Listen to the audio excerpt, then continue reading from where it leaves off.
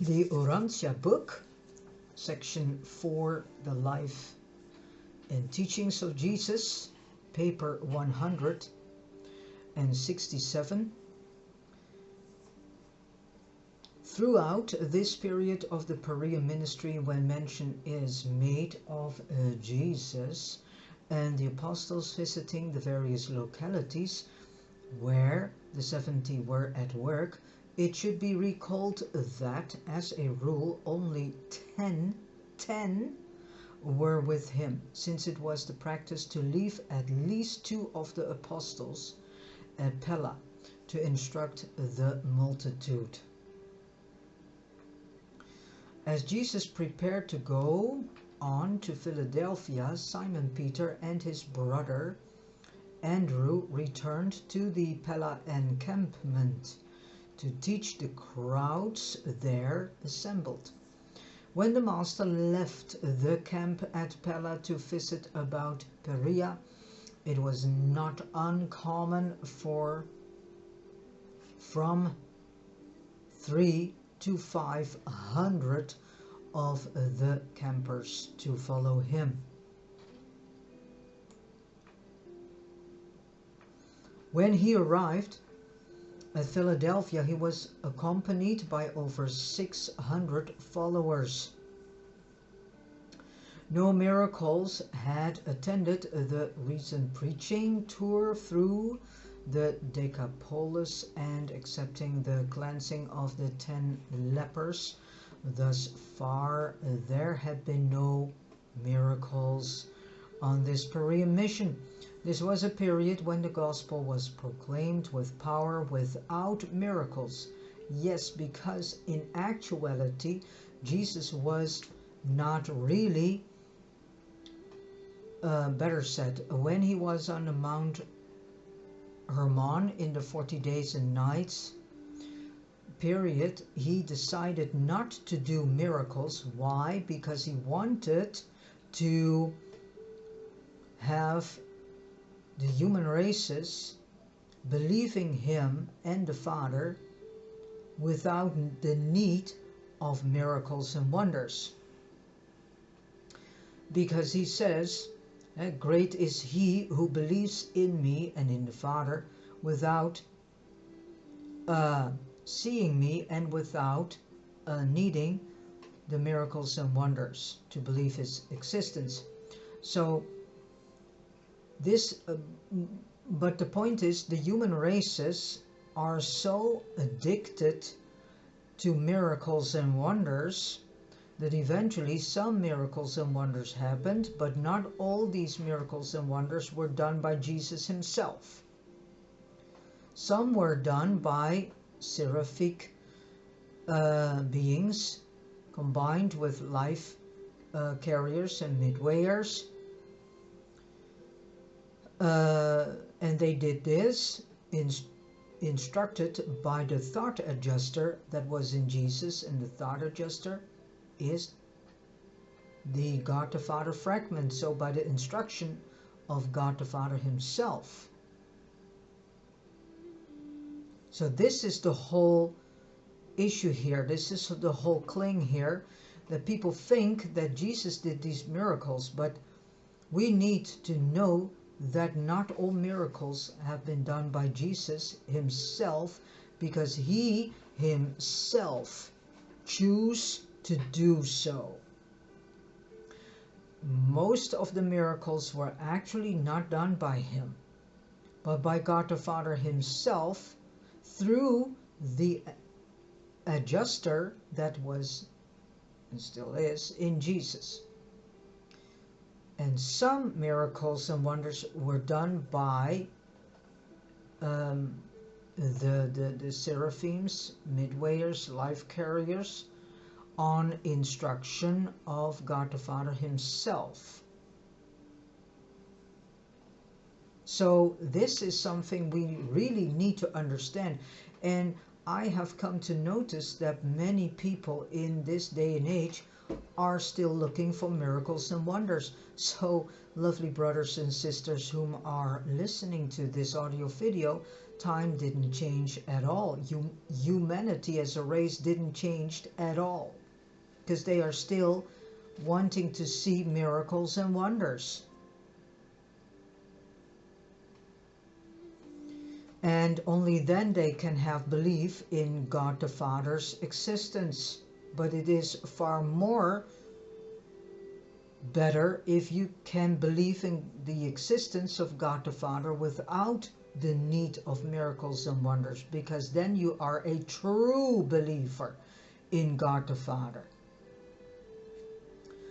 So again, no miracles had attended the recent preaching tour through the Decapolis, and excepting the cleansing of the 10 lepers, thus far there had been no miracles on this Perean mission. This was a period when the gospel was proclaimed with power without miracles, and most of the time without the personal presence of Jesus or even of his apostles.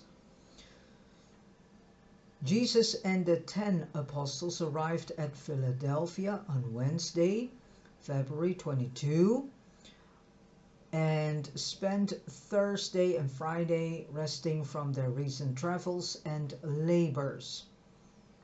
That Friday night, James spoke in the synagogue, and a general council was called for the following evening. They were much rejoiced over the progress of the gospel at Philadelphia and among the nearby villages. The messengers of David also brought word of the further advancement of the kingdom throughout Palestine, as well as good news from Alexandria and Damascus.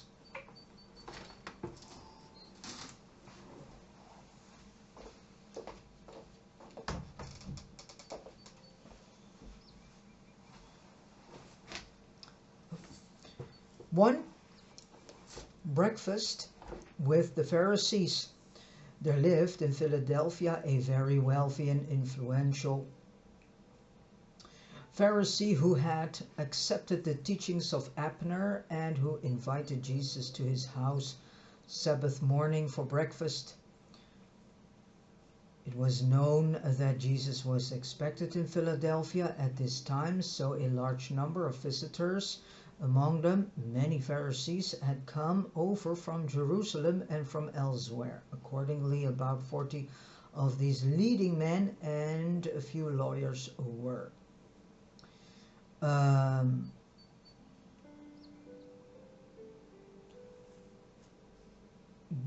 bidden to this breakfast, which had been arranged in honor of the Master.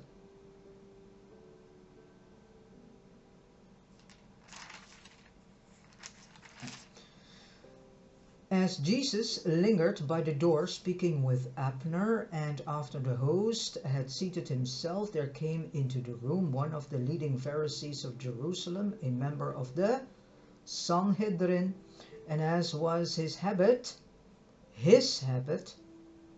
he made straight for the seat of honor, because that person was all about honor, personal honor, at the left of the host. But since this place had been reserved for the Master, Jesus, and that on the right for Abner, the host beckoned the Jerusalem Pharisee to sit 4 seats to the left, and this dignitary was much offended because he did not receive the seat of honor. So that was how this man's heart was. Yeah, everything for him. He was important. Jesus was just a man. Soon they were all seated and enjoying the visiting among themselves, since the majority of those present were disciples of Jesus, or else were friendly to the gospel. Only his enemies took notice of the fact that he did not observe the ceremonial washing of his hands before he sat down to eat. Abner washed his hands at the beginning of the meal, but not during the serving, because Jesus again knew that it's not the food and the things we eat and drink that poison us, but Here it comes. Life and death is on our tongue due to the words and thoughts and things that we have in our heart that come forth our mouth. Only his enemies, oh, wait a minute, drink the soup. Oh, near the end of the meal there came in from the street a man long afflicted with a chronic disease, and now in a dropsical condition. This man was a believer, having recently been baptized by Abner's associates. He made no request of Jesus for healing, but the master knew full well that this afflicted man came to this breakfast, hoping thereby to escape the crowds which thronged him, and thus be more likely to engage his attention. This man knew that few miracles were then being performed. However, he had reasoned in his heart that his sorry plight might possibly appeal to the master's compassion, and he was not mistaken.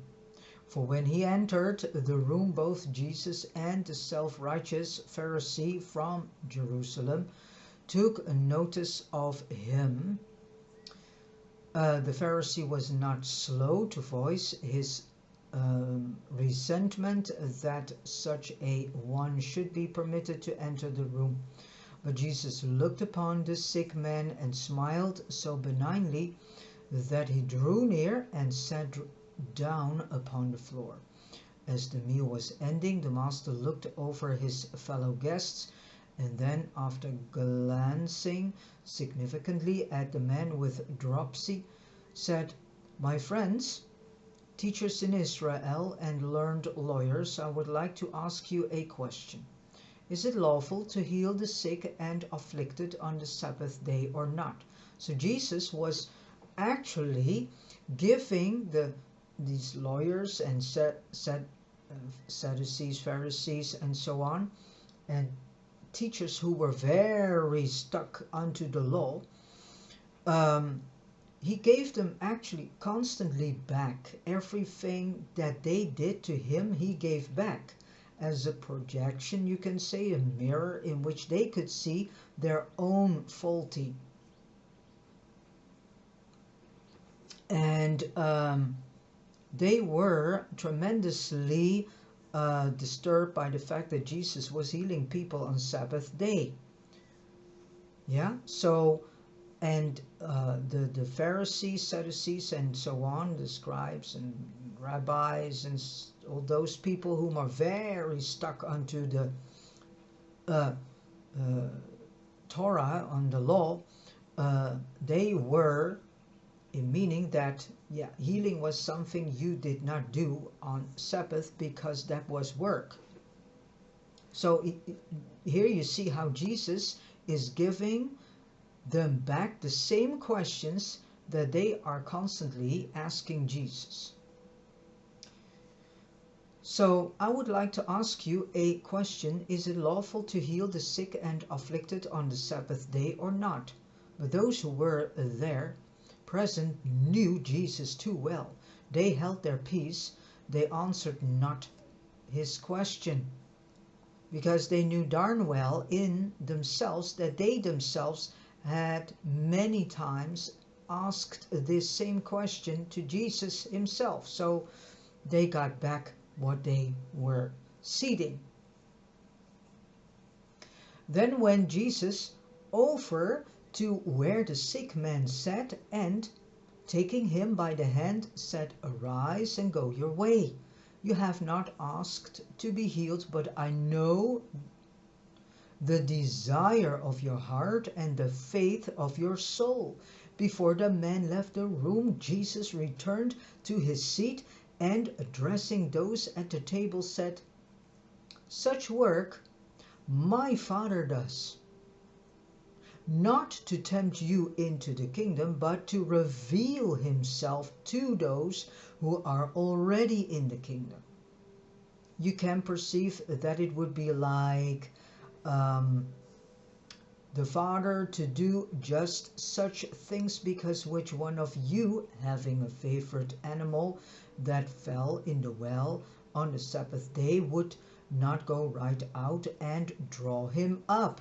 Are you leaving that animal, yeah, in that situation of which you know the animal itself is not in any way able to do it itself, so it needs the help of a human to get out of the situation the animal has brought itself into? Are you then leaving that animal in a well and say, yeah, well, it's Sabbath day, tomorrow you're the next, tomorrow you're the first, so to say? No, you don't. So Jesus was actually constantly mirroring the hypocrisy of these Pharisees that were so strict by the book, by the law, the so-called Torah. So he was constantly confronting them with their own hypocrisy. And since no one would answer him, and inasmuch as his host evidently approved of what was going on, Jesus stood up and spoke to all present. My brethren, when you are bidden to a marriage feast, sit not down in the chief seat, lest perchance a more honored man than you has been invited, and the host will have to come to you and request that you give your place to this other and honored guest. In this event, with shame, you will be required to take a lower place at the table. When you are bidden to a feast, it would be the part of wisdom on arriving at the festive table to seek for the lowest place and take your seat therein, so that when the host looks over the guests, he may say to you, my friend, why sit in the seat of the least? Come up higher. And thus will such a one have glory in the presence of his fellow guests. Forget not, everyone who exalts himself shall be humbled, while he who truly humbles himself shall be exalted. Therefore, when you entertain a dinner or give a supper, invite not always your friends, your brethren, your kinsmen, or your rich neighbors, that they in return may bid you to their feasts, and thus will you be recompensed. When you give a banquet, sometimes bid the poor, the maimed, and the blind. In this way you shall be blessed in your heart, for you well know that the lame and the halt cannot repay you for your loving ministry. And this is not being done by us. There are not many people, better said, there are not many children of God who do this. Second, parable of the Great Supper.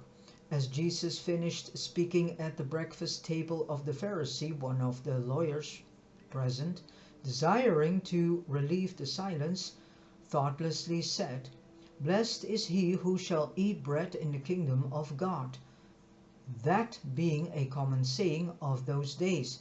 And then Jesus spoke a parable which even his friendly host was compelled to take to heart. He said, A certain ruler gave a great supper, and having bidden many guests, he dispatched his servants at supper time to say to those who were invited, Come, for everything is now ready. And they all with one accord began to make excuses.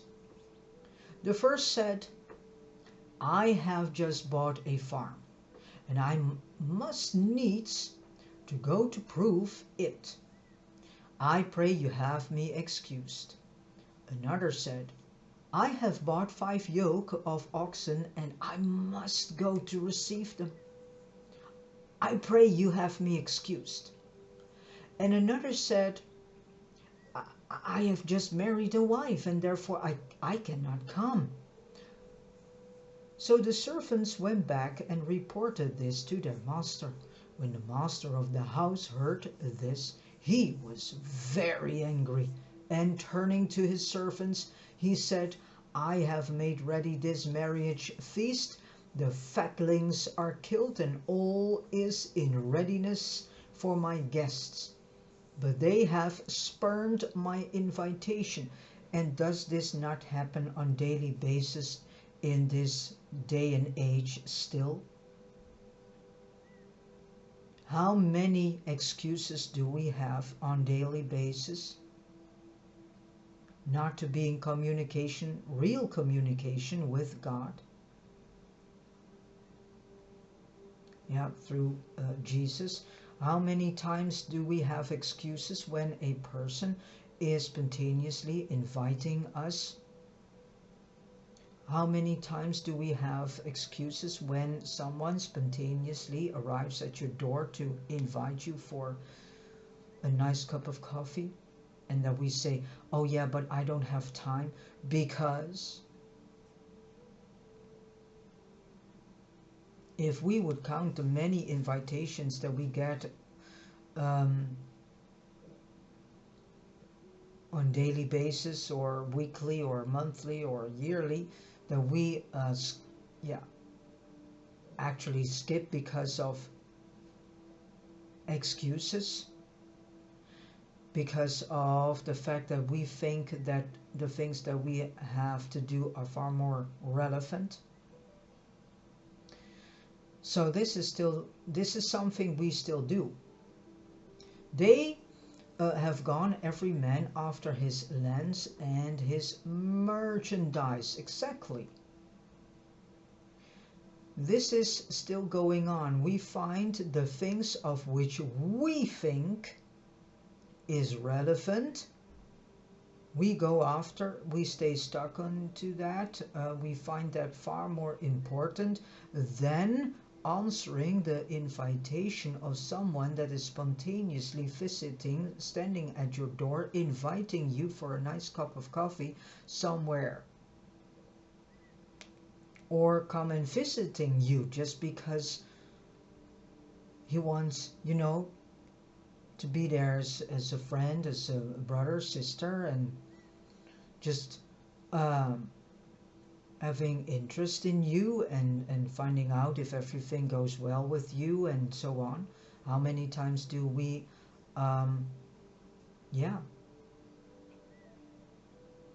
do we neglect such invitations? Many times. They have gone every man after his lands and his merchandise, and they even show disrespect to my servants who bid them to come to my feast.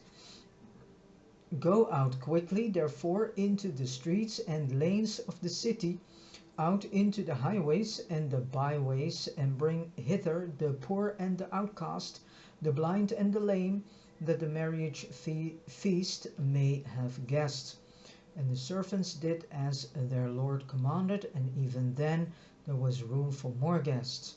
Then said the Lord to his servants, go now out into the roads and the countryside, and constrain those who are there to come in, that my house may be filled. I declare that none of those who were first bidden shall taste of my supper.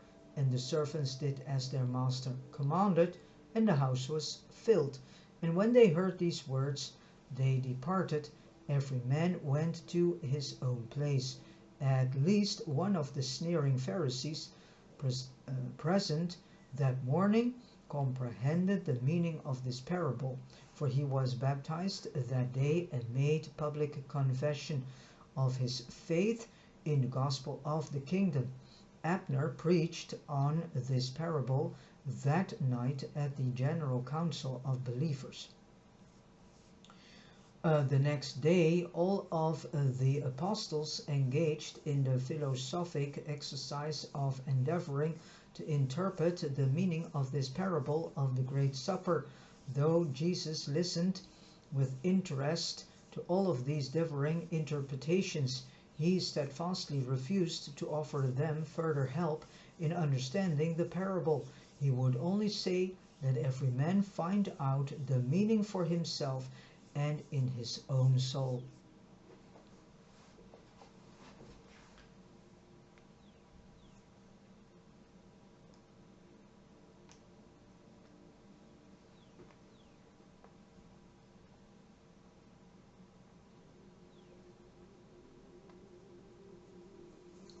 So 3. The woman with the spirit of infirmity. Abner had arranged for the master to teach in the synagogue on this Sabbath day, the first time Jesus had appeared in a synagogue since they had all been closed to his teachings by order of the Sanhedrin. At the conclusion of the service, Jesus looked down before him upon an elderly woman who wore a downcast expression and who was much bent in form.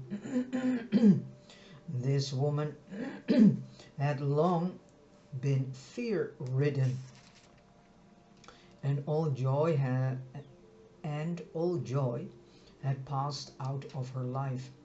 As Jesus stepped down from the pulpit, he went over to her, touching her bowed over form on the shoulder, and said, "Woman, if you would only believe, you could be wholly loosed from your spirit of infirmity." And this woman, who had been bowed down and bound up by the depressions of fear for more than 18 years, believed the words of the Master, and by faith straightened up immediately. When this woman saw that she had been made straight, she lifted up her voice and glorified God. Notwithstanding that this woman's affliction was wholly mental, her bowed over form being the result of her depressed mind, the people thought that Jesus had healed a real physical disorder. Although the congregation of the synagogue at Philadelphia was friendly toward the teachings of Jesus, the chief ruler of the synagogue was an unfriendly Pharisee, and as he shared the opinion of the synagogue,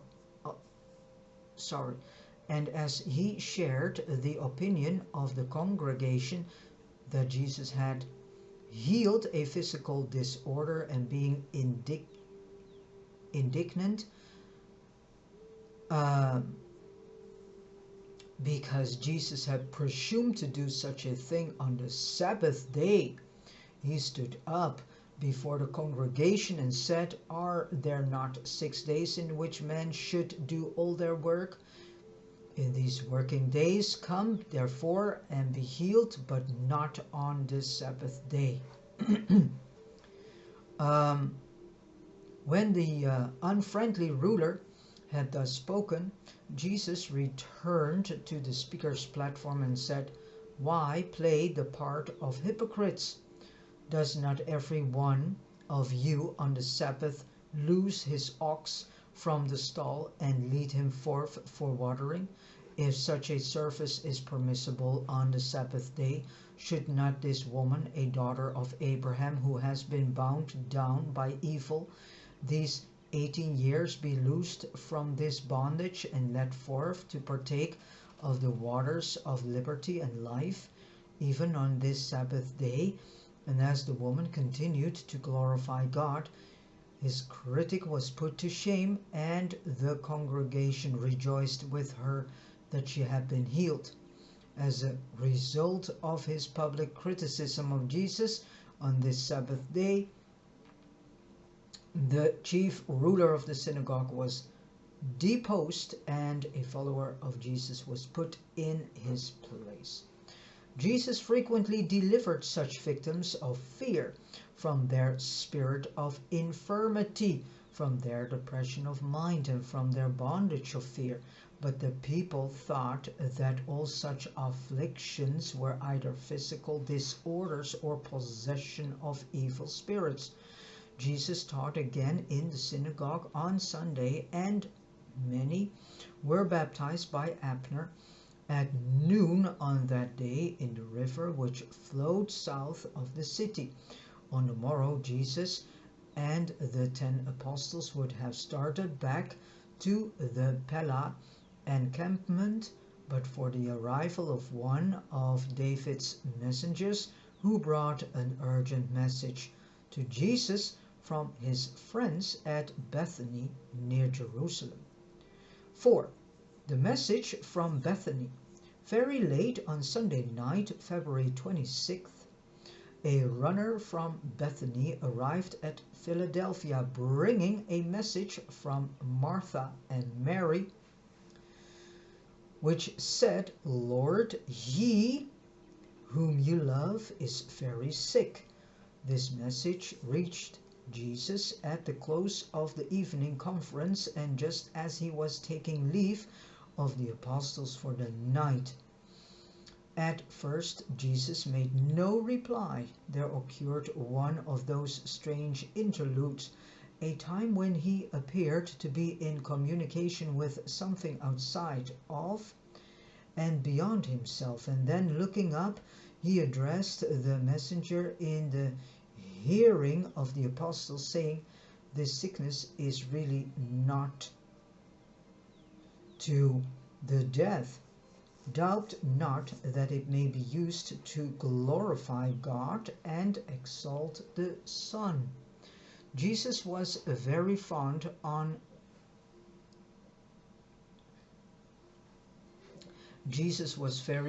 of Martha, Mary, and their brother Lazarus. He loved them with a fervent affection. His first and human thought was to go to their assistance at once, but another idea came into his combined mind. He had almost given up hope that the Jewish leaders at Jerusalem would ever accept the kingdom, but he still loved his people, and there now occurred to him a plan whereby the scribes and Pharisees of Jerusalem might have one more chance to accept his teachings, and he decided, his father willing, to make this last appeal to Jerusalem. So this was the last time that Jesus did everything to show these Jewish leaders the message of the kingdom, better known as paradise, and thus the message of the one true living God. The Jews clung to the idea of a wonder-working deliverer, and though he refused to stoop to the performance of material wonders or to the enactment of temporal exhibitions of political power, he did now ask the Father's consent for the manifestation of his hitherto unexhibited power over life and death. The Jews were in the habit of burying their dead on the day of their demise. This was a necessary practice in such a warm climate.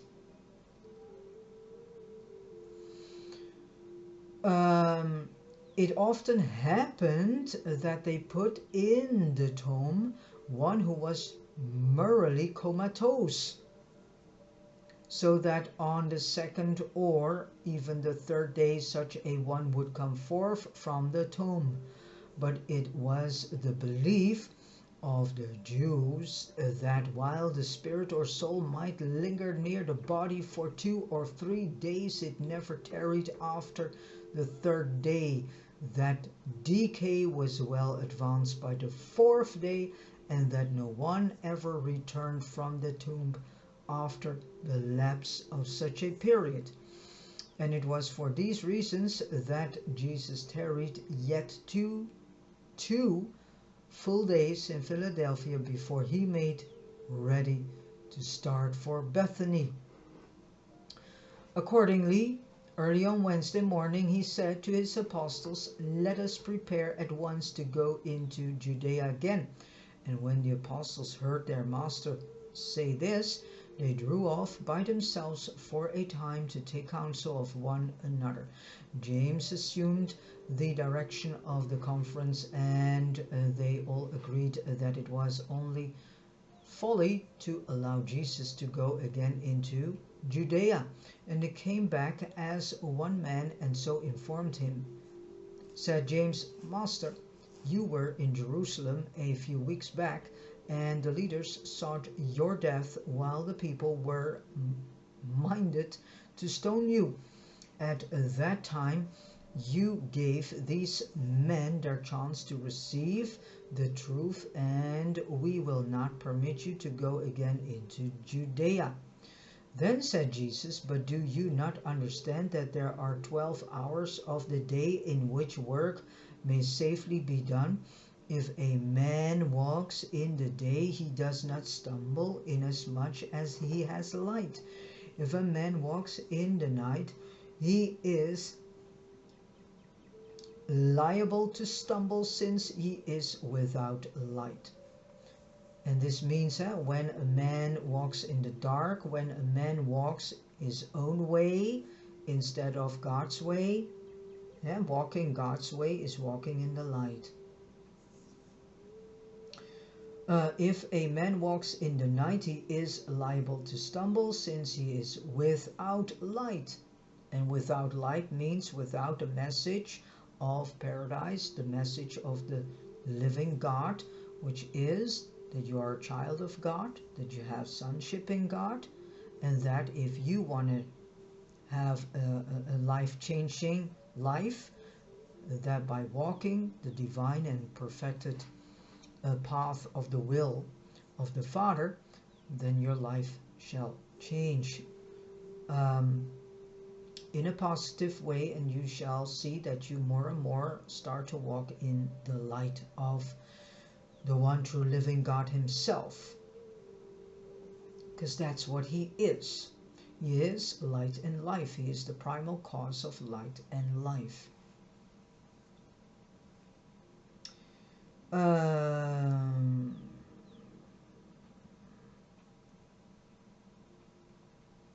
As long as my day lasts, I fear not to enter Judea. I would do one more mighty work for these Jews. I would give them one more last chance to believe, even on their own terms. Dash conditions of outward glory and the visible manifestation of the power of the Father and the love of the Son. And the love of the Son is actually double, because Jesus is referring to the love of the eternal Son, also known as God the Son, of which he is a son of. Jesus is a son of the eternal Son that sprung forth out of God the Father. And God the Father and the eternal Son, they created this order of Michaels, whom are paradise creator sons, as well as other orders such as the material sons and so on.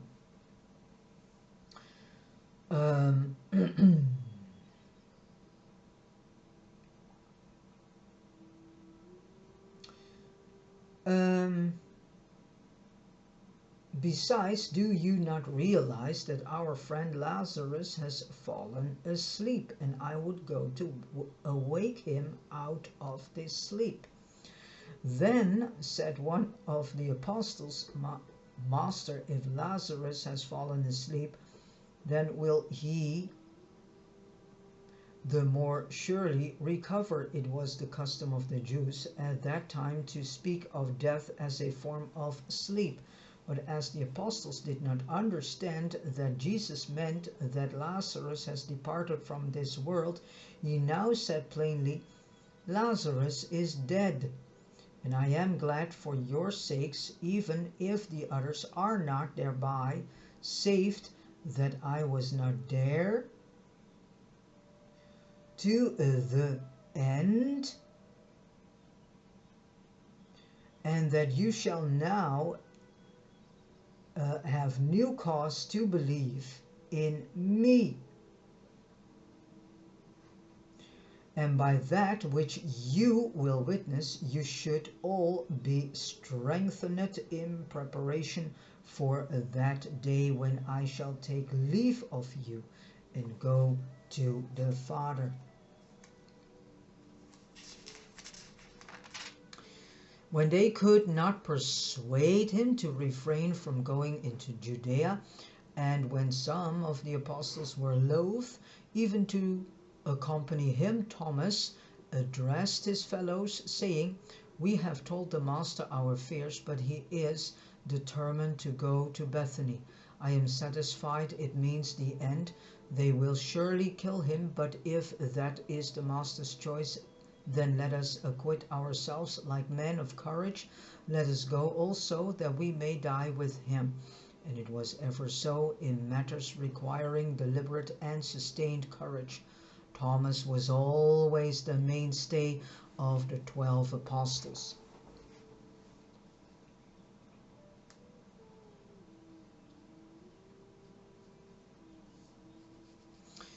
Five, on the way to Bethany.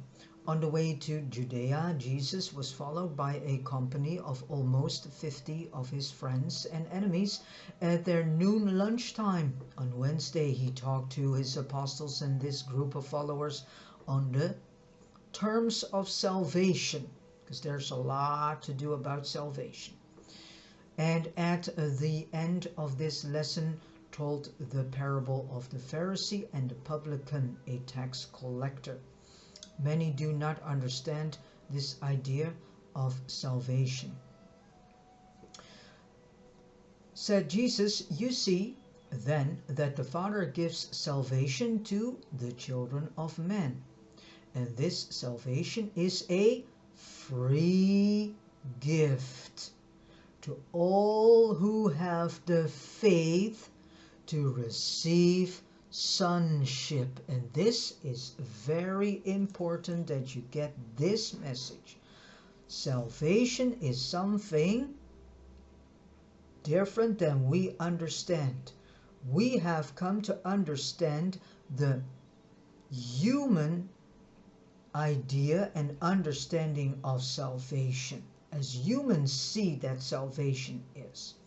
So again, the Father gives salvation to the children of men, and this salvation is a free gift to all who have the faith to receive sonship in the divine family.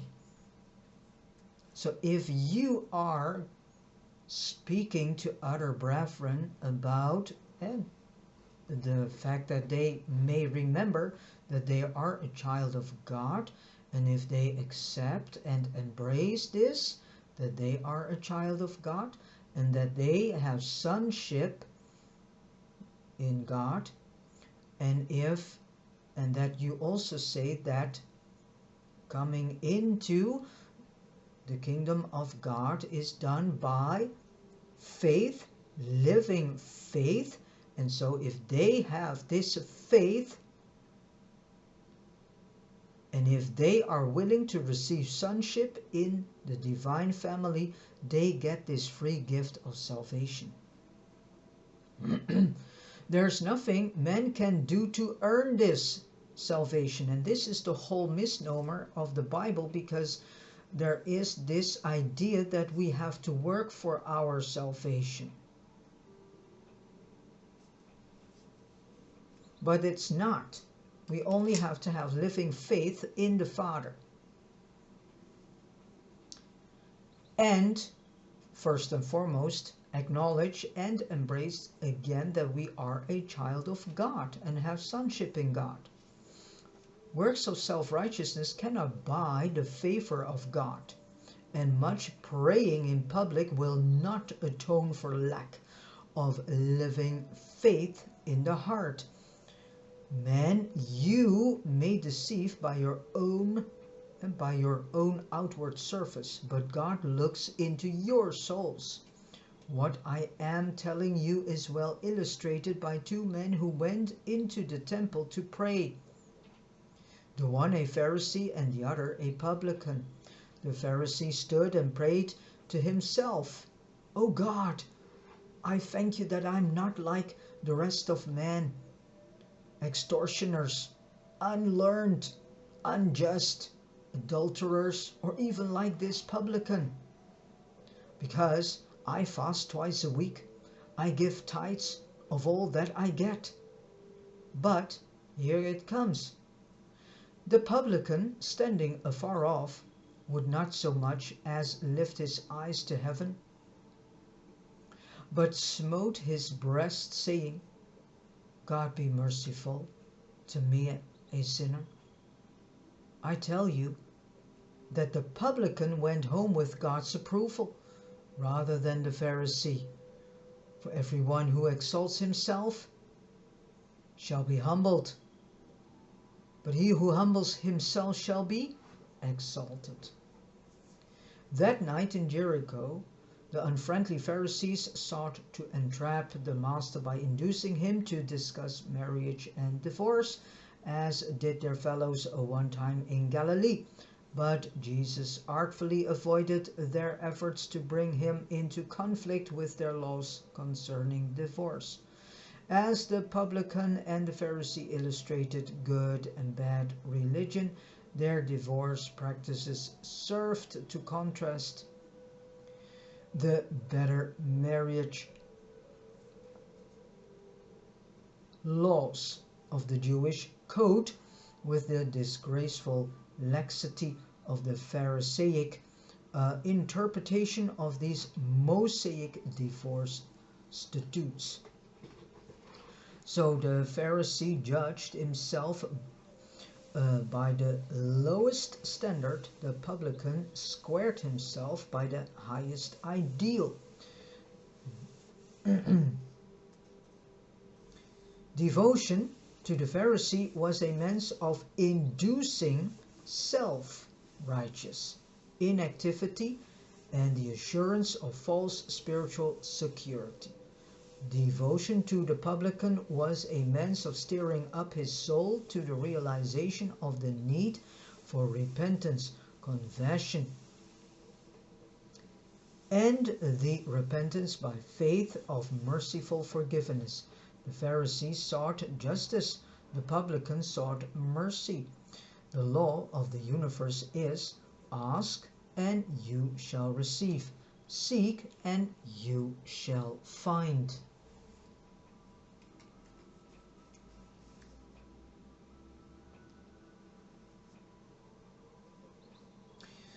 Though Jesus refused to be drawn into the controversy with the Pharisees concerning divorce, he did proclaim a positive teaching of the highest ideals regarding marriage. He exalted marriage as the most ideal and highest of all human relationships.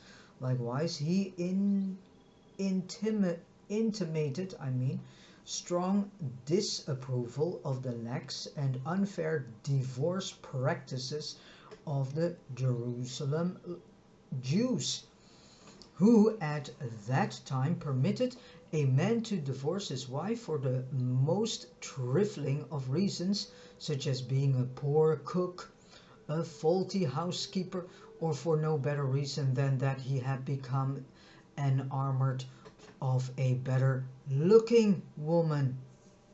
The Pharisees had even gone so far as to teach that divorce of this easy variety was a special dispensation granted the Jewish people, particularly the Pharisees, of course. And so while Jesus refused to make pronouncements dealing with marriage and divorce, he did most bitterly denounce these shameful floutings of the marriage relationship and pointed out their injustice to women and children. He never sanctioned any divorce practice which gave men any advantage over over a woman. The Master countenanced only those teachings which accorded women equality with men. Although Jesus did not offer new mandates governing marriage and divorce, he did urge the Jews to live up to their own laws and higher teachings. He constantly appealed to the written scriptures in his effort to improve their practices along these social lines, while thus upholding the high and ideal concepts of marriage. Jesus skillfully avoided clashing with his questioners about the social practices represented by either their written laws of their much cherished divorce privileges. They did everything to get Jesus out of better said, they did everything to bring Jesus into an entrapment. It was very difficult for the apostles to understand the Master's reluctance to make positive pronouncements relative to scientific, social, economic, and political problems. They did not fully realize that his earth mission was exclusively concerned with revelations of spiritual and religious truths. After Jesus had talked about the marriage and divorce later on that evening, his apostles privately asked many additional questions, and his answers to these inquiries relieved their minds of many misconceptions. At the conclusion of this conference, Jesus said, "Marriage is honorable and is to be desired by all men."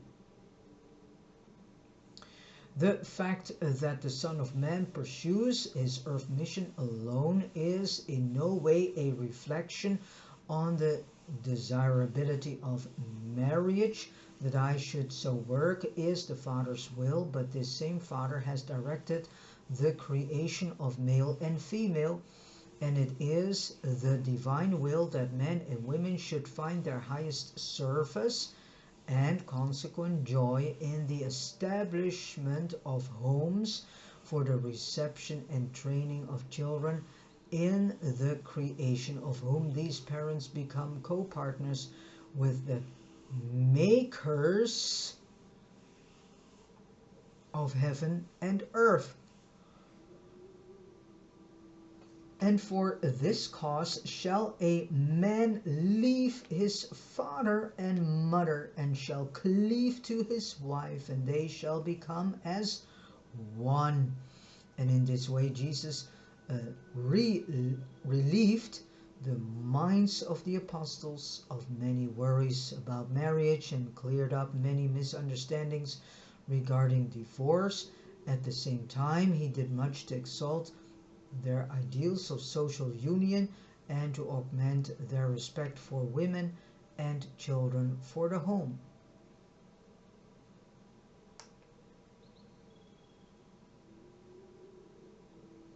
Six, blessing the little children.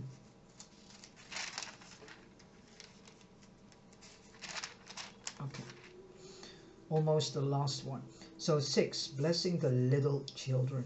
That evening, Jesus' message regarding marriage and the blessedness of children spread all over Jericho, so that the next morning, long before Jesus and the apostles prepared to leave, even before breakfast time, scores of mothers came to where Jesus lodged, bringing their children in their arms and leading them by their hands, and desired that he bless the little ones. When the apostles went out to view this assemblage of mothers with their children, they endeavored to send them away. So you can see that the apostles many times did not understood what Jesus was actually saying and teaching and meaning. But these women refused to depart until the Master laid his hands on their children and blessed them. And when the apostles loudly rebuked these mothers, Jesus, hearing the tumult, came out and indignantly reproved them, saying, "Suffer little children to come to me, forbid them not. For of such is the kingdom of heaven. Verily, verily, I say to you, whosoever receives not the kingdom of God as a little child shall hardly enter therein, to grow up to the full stature of spiritual manhood." And manhood is mentioned as becoming this perfected spiritual human being, as perfect as God the Father himself is. And when the Master had spoken to his apostles, he received all of the children, laying his hands on them, while he spoke words of courage and hope to their mothers. Jesus often talked to his apostles about the celestial mansions and taught that the advancing children of God must there grow up spiritually as children grow up physically on this world. And so thus the sacred oftentimes appear to be the common, as on this day these children and their mothers little realized that the onlooking intelligences of Nebadon beheld the children of Jericho playing with the creator of a universe. No one ever knew whom Jesus in actuality was. Woman's status in Palestine was much improved by Jesus' teaching, and so it would have been throughout the world if his followers had not departed so far from that which he painstakingly taught them. It was also at Jericho, in connection with the discussion of the early religious training of children in habits of divine worship, that Jesus impressed upon his apostles the great value of beauty as an influence leading to the urge to worship, especially with children.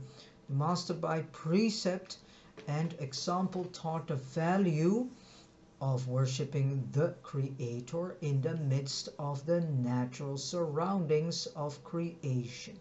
He preferred to commune with the Heavenly Father amidst the trees and among the lowly creatures of the natural world. He rejoiced to contemplate the Father through the inspiring spectacle of the starry realms of the Creator's sons. When it is not possible to worship God in the tabernacles of nature, men should do their best to provide houses of beauty, sanctuaries of appealing simplicity, and artistic embellishment,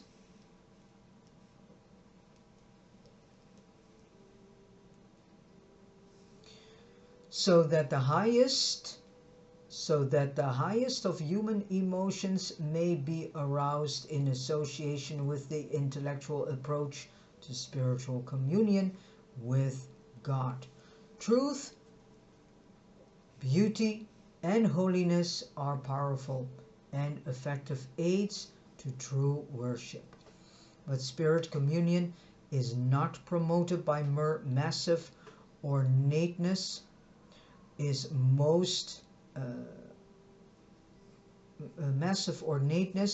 and overmuch embellishment with man's elaborate and ostentatious art. Beauty is most religious when it is most simple and nature-like. How unfortunate that in cold and barren rooms so devoid of the beauty, appeal, and so empty of all suggestion of good cheer and inspiring holiness, the child should be introduced to worship in nature's outdoors and later accompany his parents to public houses of religious assembly, which are at least as material materially attractive and artistically beautiful as the home in which he is daily domiciled.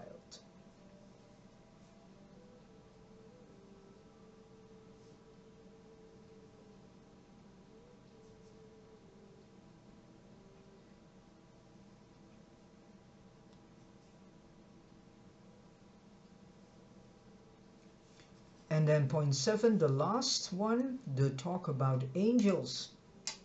As they journeyed up to the hills from Jericho to Bethany, Nathanael walked most of the way by the side of Jesus, and their discussion of children in relation to the kingdom of heaven led indirectly to the consideration of the ministry of angels. Nathanael finally asked the master this question: seeing that the high priest is a Sadducee, and since the Sadducees do not believe in angels, what shall we teach the people regarding the heavenly ministers? Then, among other things, Jesus said, the angelic hosts are a separate order of created beings. They are entirely different from the material order of mortal creatures, and they function as a distinct group of universe intelligences. Angels are not of that group of creatures called the between quotation marks, the sons of God. In the scriptures, neither are they the glorified spirits of mortal men who have gone on to progress through dimensions on high. Here Jesus is already giving this point to the mansion worlds. There are many mansions in my Father's house.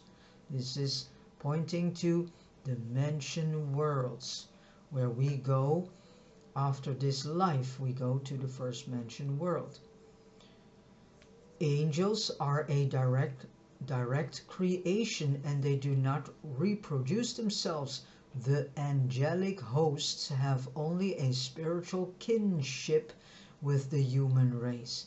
As man progresses in the journey to the Father in paradise, he does traverse a state of being at one time analogous to the state of the angels, but mortal man never becomes an angel. The angels never die as man does. The angels are immortal, unless perchance they become involved in sin, as did some of them with the deceptions of Lucifer. And they were all entrapped in Lucifer's deception. The angels are the spirit servants in heaven. Now I want to say that the human races, the majority of the human races, are now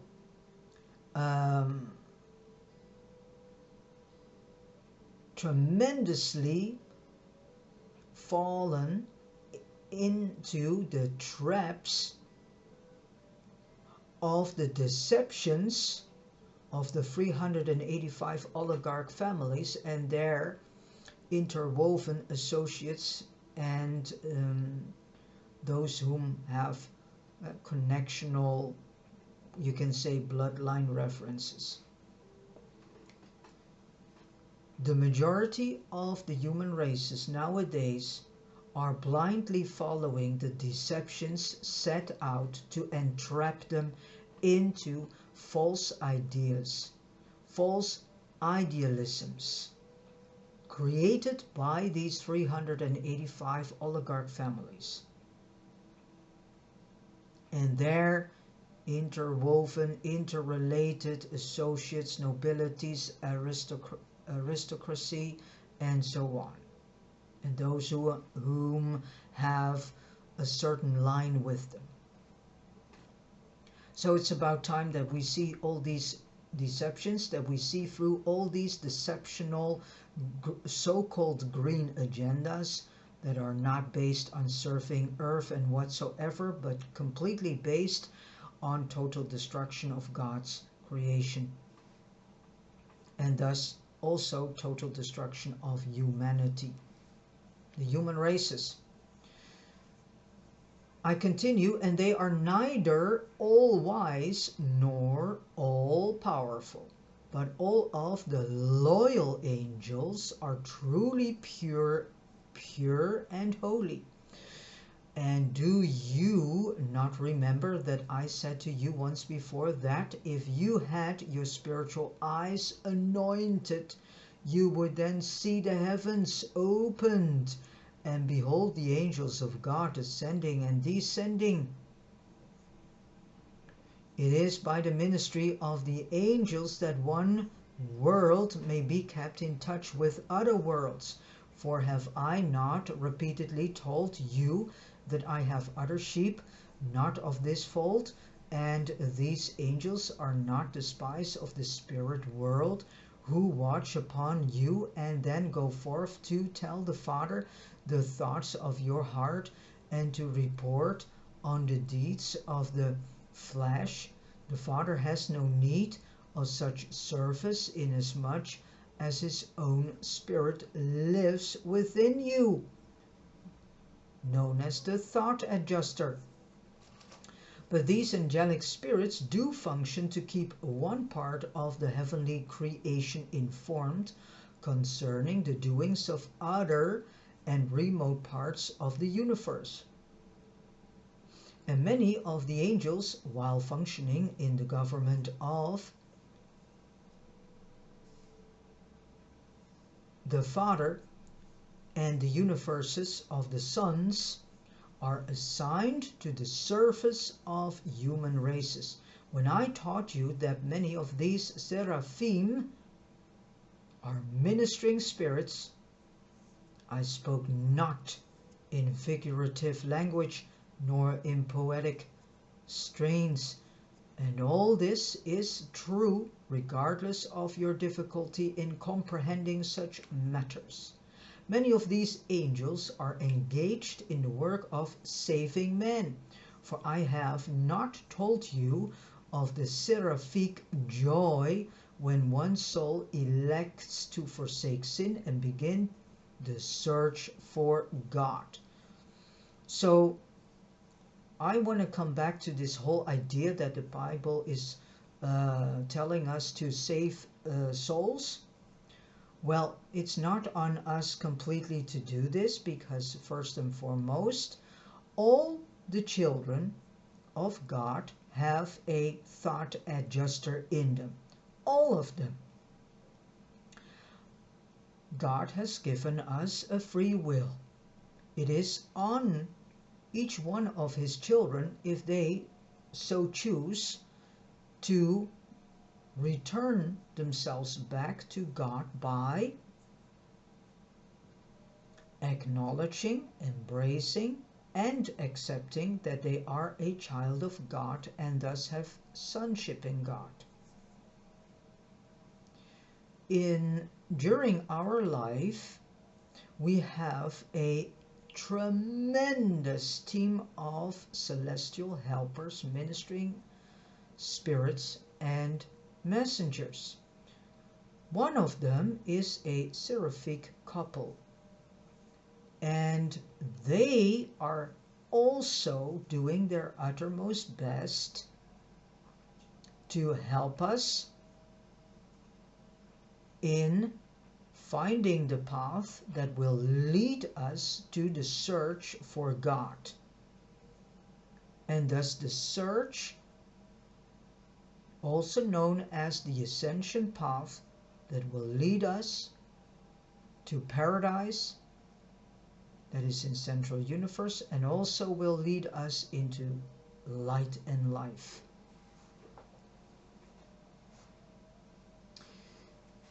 And these seraphic friends,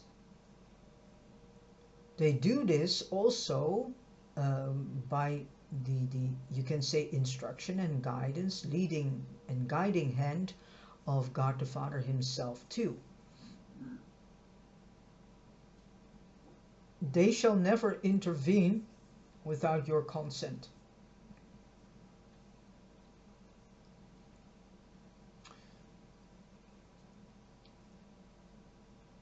Many of these angels are engaged in the work of saving men, for have I not told you of the seraphic joy when one soul elects to forsake sin and begin the search for God?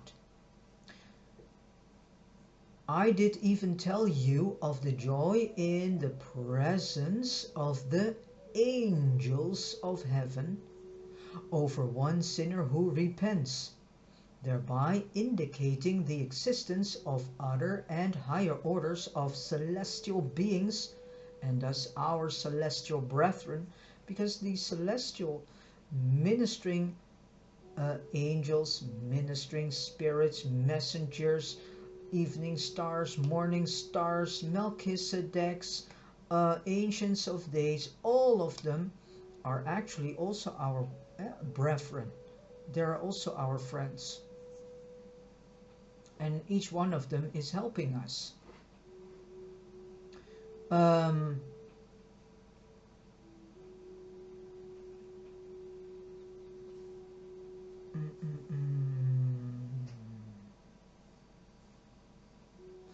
So the joy in the presence of the angels of heaven over one sinner who repents, thereby indicating the existence of other and higher orders of celestial beings who are likewise concerned in the spiritual welfare and with the divine progress of mortal men. Also are these angels very much concerned with the mens whereby man's spirit is released from the tabernacles of the flesh and his soul escorted to the mansions in heaven. Yeah. Angels are the sure and heavenly guides of the soul of man during that uncharted and indefinite period of time which intervenes between the death of the flesh and the new life in the spirit abodes, which is the Moransha body, one of the first Moransha bodies that we will be in.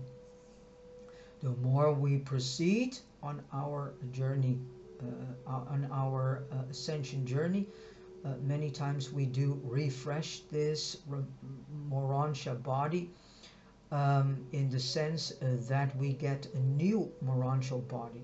So if we progress and come into the next mentioned world, we get a new Moransha body. And so until we have walked through all the 7 mentioned worlds.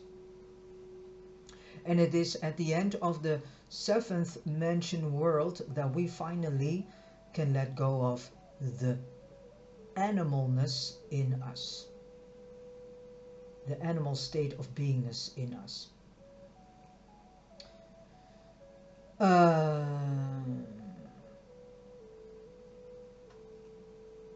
And he would have spoken further with Nathanael regarding the ministry of angels, but he was interrupted by the approach of Martha, who had been informed that the Master was drawing near to Bethany by friends who had observed him ascending the hills to the east, and she now hastened to greet him. And with this said, I have come to the end of reading paper 167, and thank you so much for listening to this audio video, and God bless you.